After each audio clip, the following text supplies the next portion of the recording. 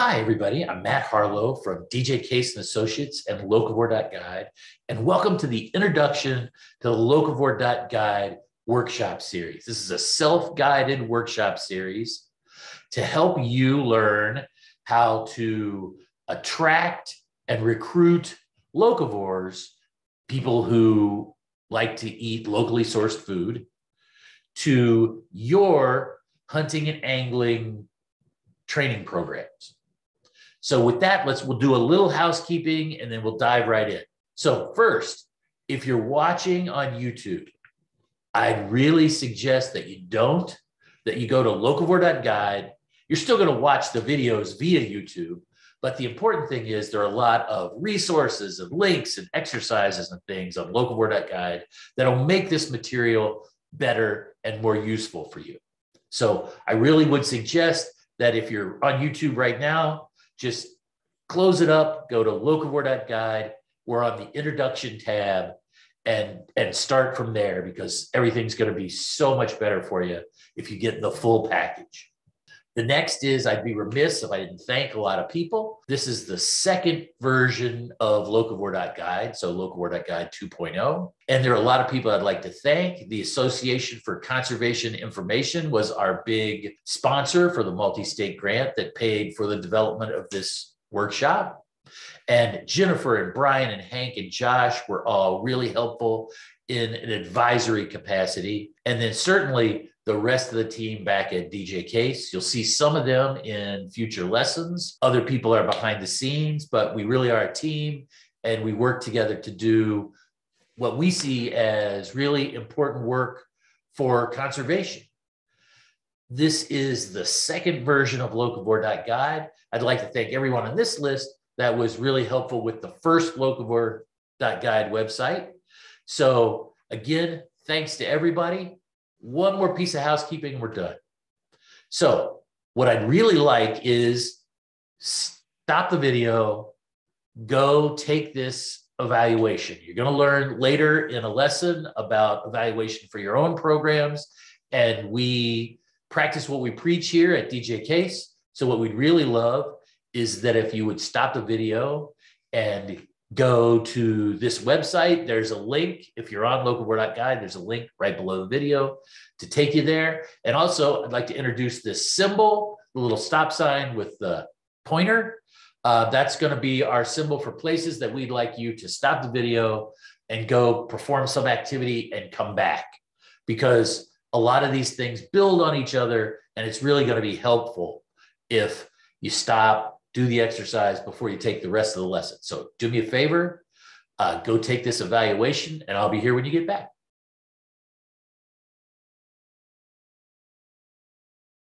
Okay, great. Welcome back. Thank you a lot for stopping the tape and doing that. If you didn't, shame on you. Let's move on. So as I said, this is the second version of Locavore.Guide. The first version of Locavore.Guide, I liked to use the metaphor of a library.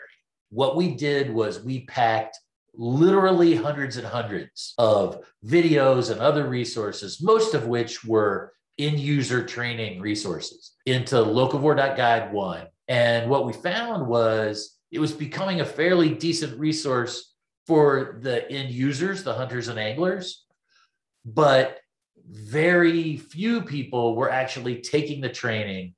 And our fear was that it was buried in there. So we did a workshop in Utah a few years ago where we had to cram the curriculum into 2 days. So what we found when we did that was that it made a very streamlined package.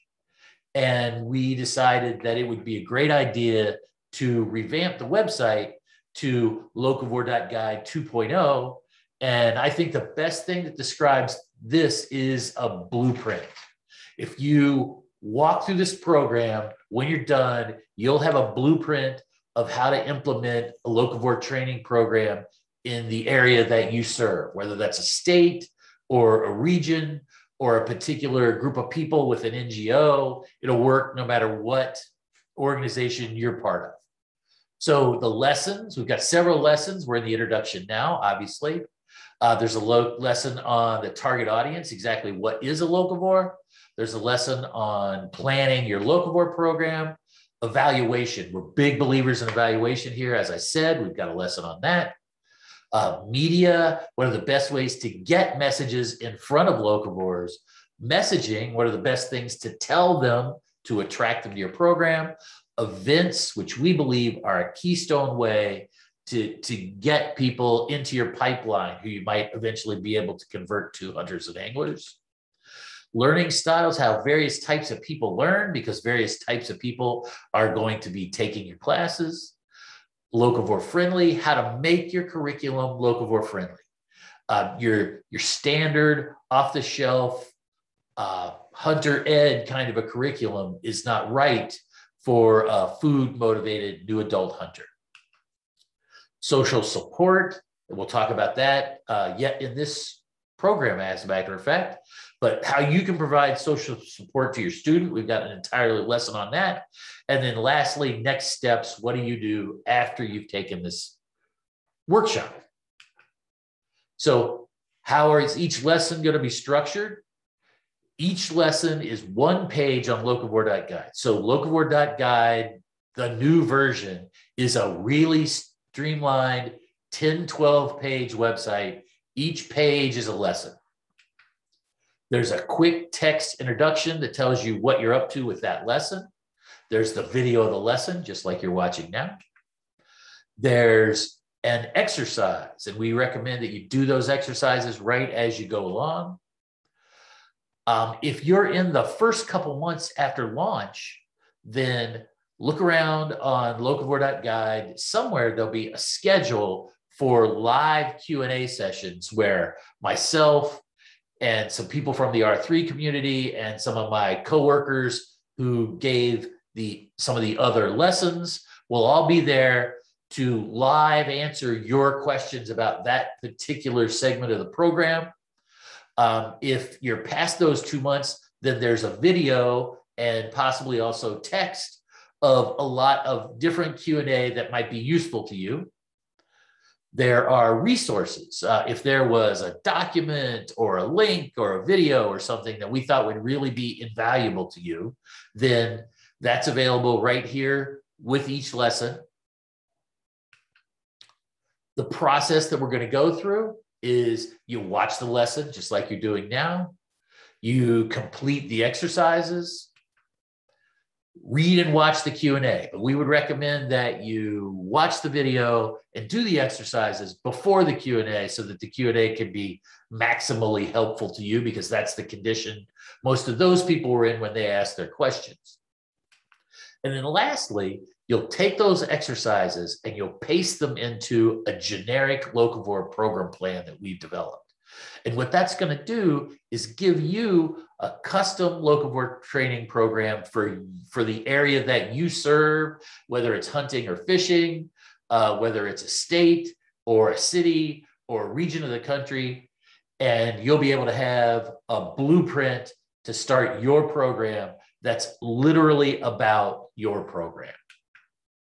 So a little bit about R3 before we get started. Not that we're ever really going to stop talking about R3, but kind of an introduction. Hunting participation has dropped hugely since the 80s. And as it's dropped, it's become a smaller, decreasing percentage of the population that are people who hunt. The age of those people is increasing, so they're aging out.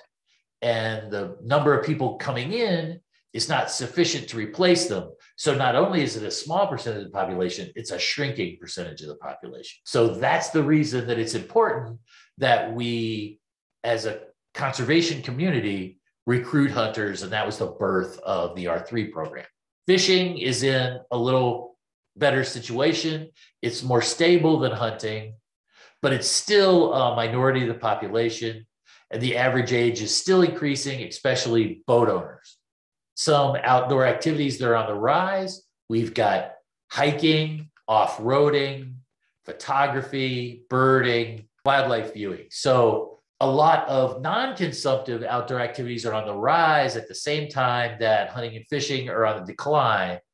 And we need to harness these people that are coming into these other activities and attract some of them to hunting and fishing. I'm sure you've all seen the outdoor recreation adoption model. If you haven't, you will in a couple minutes.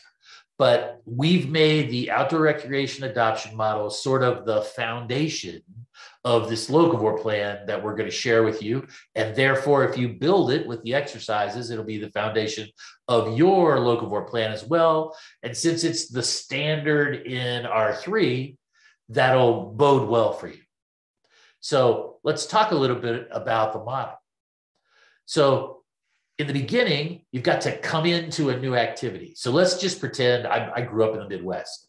Let's pretend that I moved to Mississippi and I'm hearing the guys at work talk on Mondays about what they did over the weekend. And I become aware of the concept of noodling, catching catfish right in the river with your hands. And I say, sounds like a blast. So I want to give it a try. The guys at work a game. I tag along. Now I've had an opportunity to participate in this activity.